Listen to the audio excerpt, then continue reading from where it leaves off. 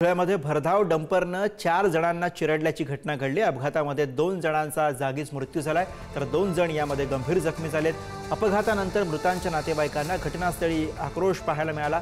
Dumper चालकावरती कारवाई होईपर्यंत मृतदेह न स्वीकारण्याचा इशारा त्यांनी दिला।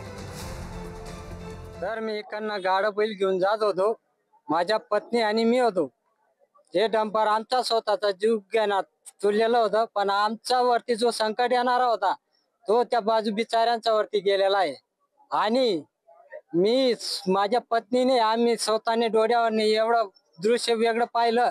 कुठून कुठे जात होतं हे डंपर इकडनं बाबडे पाव त्या वायपूरकडनं येत होतं, इथं चिमटाण्याकडे जात होतं ते। आणि यांचा रोजची नियमाचा आज प्रकार घडलेला आहे।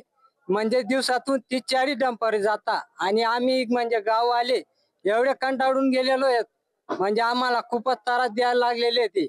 धुळे जिल्ह्यातील शिंदखेडा तालुक्यात असलेल्या खलाने गावात डंपरने 3 ते 4 जणांना चिरडल्याची धक्कादायक घटना सकाळच्या सुमारास घडलेली आहे। आपण जर बघितलं तर खलानेच्या मिनी थांबा जो आहे, या थांब्याच्या जवळ काही महिला पुरुष बसलेले होते आणि या दरम्यानच या ठिकाणी भरधाव डंपरनं बस स्टँडवर तोल गेल्यामुळे बस स्टँडला चिरडले, बस स्टँडवर धडक दिली आणि यात 2 ते 3 जणांना चिरडलं। यात 2 जणांचा मृत्यू झाला, ज्यात एक महिलेचा जागीच मृत्यू झाला तर एक जणाला उपचारादरम्यान घेऊन जाताना मृत्यू झाल्याचं या ठिकाणी बघायला मिळतंय।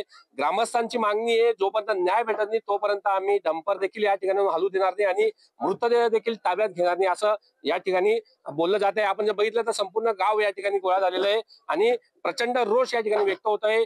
या ठिकाणी डंपर मध्ये असलेला मुरुम हा नेमका कुठं जात होता आणि इतक्या भरधाव वेगात जाणाऱ्या डंपरवर कारवाई का होत नाही, हा देखील एक प्रश्न या ठिकाणी निमित्तानं उपस्थित होतोय। आपण जर बघितलं तर मोठ्या प्रमाणात गर्दी या ठिकाणी आहे आणि न्याय मिळावा अशी भूमिका या ठिकाणी ग्रामस्थांकडून व्यक्त होत आहे। अमोल राजपूत, पुढारी न्यूज, धुळे।